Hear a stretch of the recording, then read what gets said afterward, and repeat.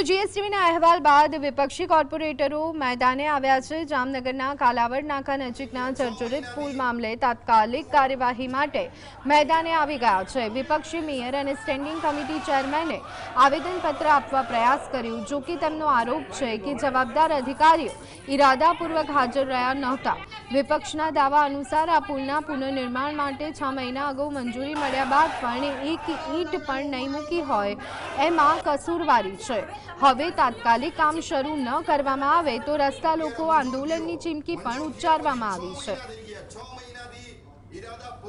5 વર્ષથી આપ સૌ જાણો જ છો કે કાલાવડ નાકા બ્રિજનું જે પુલ છે તેની માટે અમે લોકોને સાથે રાખીને સતત લેખિત અને મૌખિક રજૂઆતો કરી છે અને સહી ઝુંબેશ કરાવીને કે લોકોની પણ આ માંગણી છે।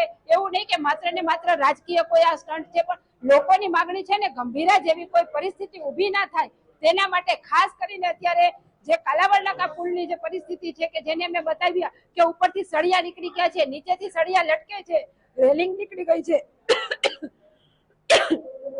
છતાં આ ઘોર નિંદ્રામાં શું તેની સરકાર અત્યારે આવા બનાવ બન્યા પછી પણ નથી જાગતી।